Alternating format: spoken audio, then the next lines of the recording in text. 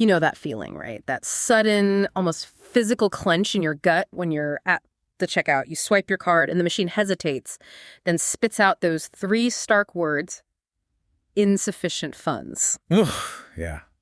That momentary panic. Exactly. For most of us, it's maybe an immediate recalculation, a quick transfer from savings, and then, life moves on. Right. An inconvenience. Yeah. Annoying, but solvable. But what if it wasn't a fleeting blip? What if it was the permanent, grinding reality? Yeah. What if it meant not just being low on cash, but truly, utterly, not a single penny to your name broke? Especially broke in a city, a place that never stops moving, never stops demanding something from you. Mm-hmm. That's the raw, unfiltered reality we're diving into today. This deep dive is based on a really powerful first-hand account. It's titled Broken the City, an Ode to Living on Empty. And it really is more than just one person's story. It's this honest, almost unflinching look at a situation that, honestly, many face in silence. Yeah, something people rarely discuss with such candor. What sets this source apart, I think, is its intimacy. It pulls back the curtain on a truth, often hidden by layers of shame and just quiet struggle. It's not about statistics or policy debates, is it? Not at all. It's about the profound human experience of navigating a world built on transactions when you literally have nothing, zero. Helps us understand the unseen burdens carried by so many people around us. Precisely.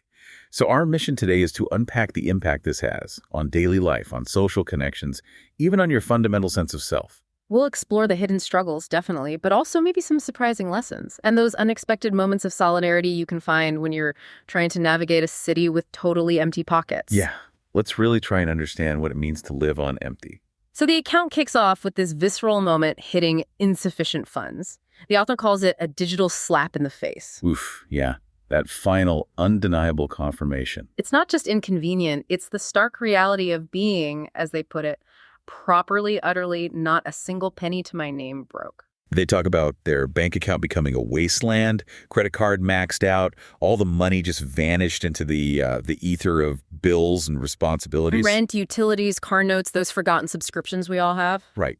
It's painted as the financial guillotine dropping, leaving nothing but lint in your pockets and this profound and baffling emptiness. That sense of immediate, absolute financial paralysis, it's stark. It really is.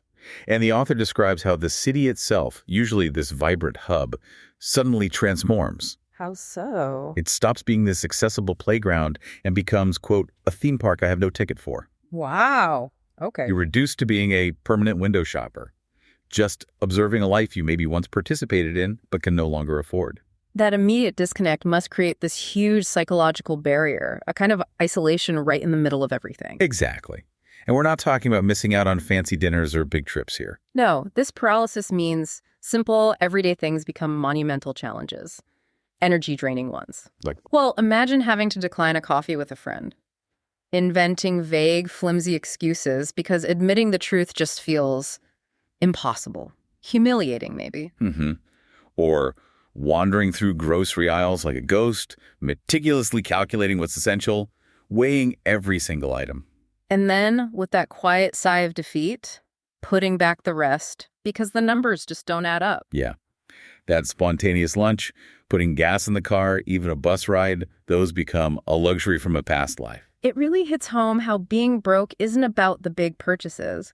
It's about the relentless, exhausting negotiation of the smallest things. That constant cognitive load just to survive. Exactly. The mental energy for that continuous calculation and self-denial is huge. And this financial paralysis, it doesn't just stop at your wallet. It seeps into everything, especially social connections. The author talks about that, right?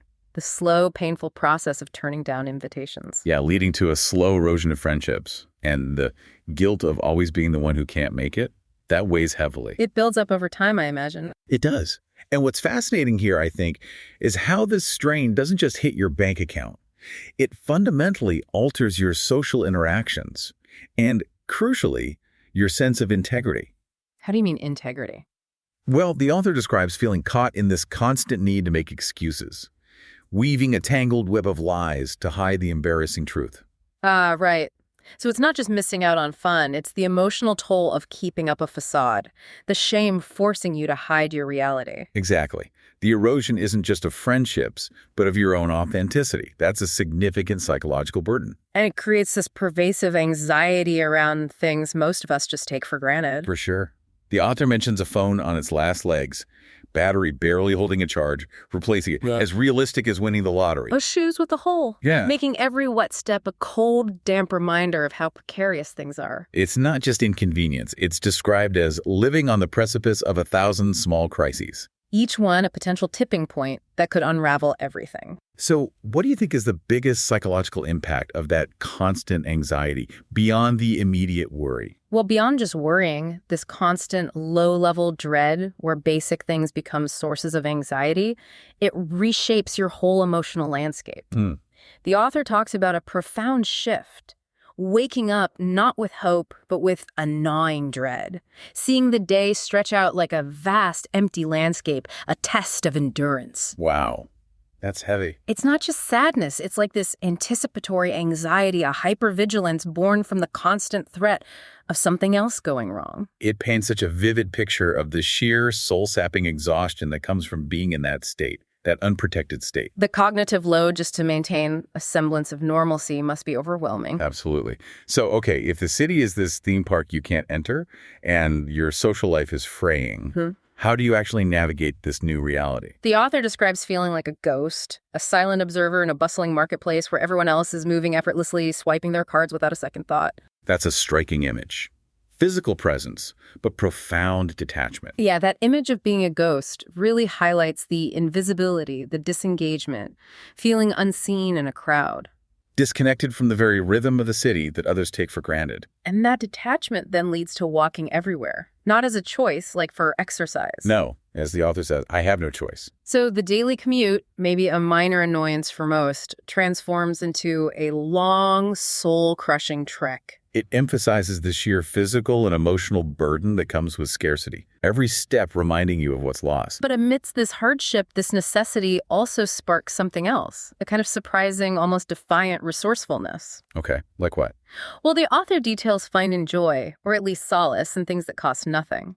The public library becomes a sanctuary. A quiet refuge. Makes sense. Parks, museums on their free admission days, or just people watching, observing life without participating in the commerce of it all. Finding value outside of transactions. Yeah, rereading old books, rewatching movies, meticulously planning any trip outside the house to minimize distance, energy, and obviously cost. This newfound appreciation for free things is, as the author puts it, a bitter pill to swallow. Why bitter? Because, they say, it's born out of necessity, not choice. That paradox is really fascinating, isn't it? Yeah, it strips away the superficial, reveals simple pleasures, but it comes at the cost of agency, of freedom. Exactly. If we connect this to the bigger picture, it forces a reevaluation of what value truly means beyond money.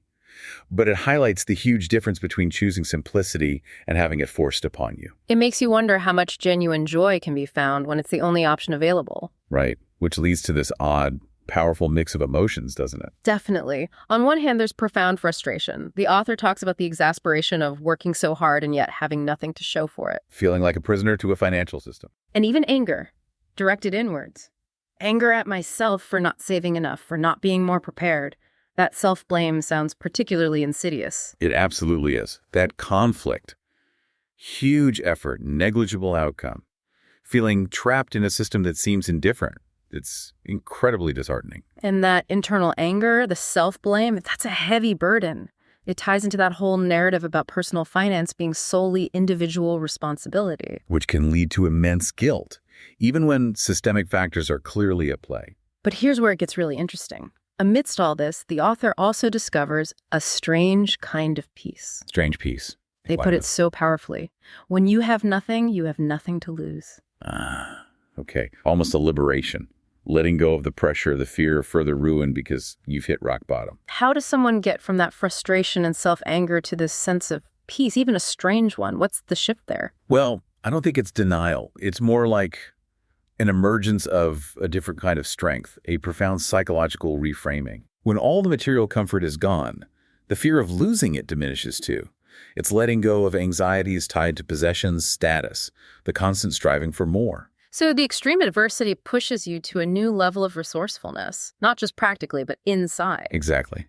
The author mentions learning to cook meals from the scraps in my pantry, patching up a torn shirt, and finding genuine joy in truly free things, a good book from the library, a long conversation with a friend, the warmth of the sun on my face. Things we often overlook when we have more options. Right.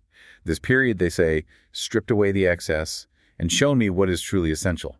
The relentless fear of missing out, or FOMO. Yeah. It gets replaced by the singular, immediate focus of just trying to get by.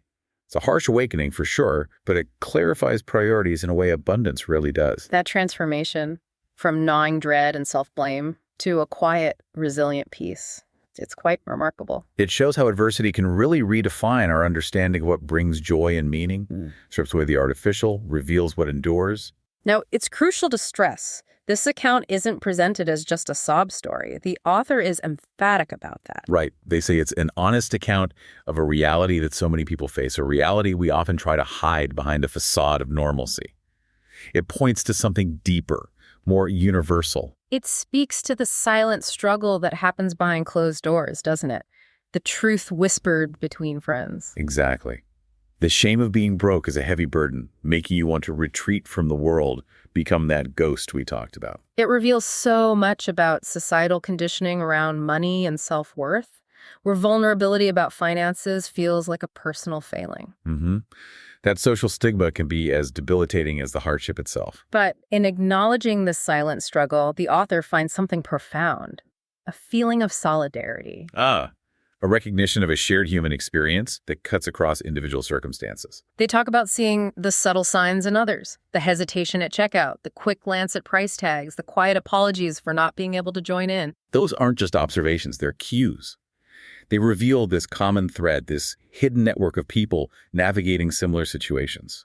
Connecting this to the bigger picture, that recognition of shared struggle, it really underscores a universal aspect of the human condition, especially in our consumer-driven world. It creates a silent, knowing nod, an unspoken understanding between people who felt that sting.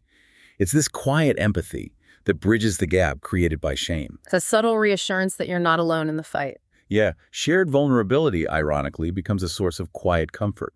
A reminder that underneath the surface, many are facing similar challenges. It fosters a kind of collective resilience.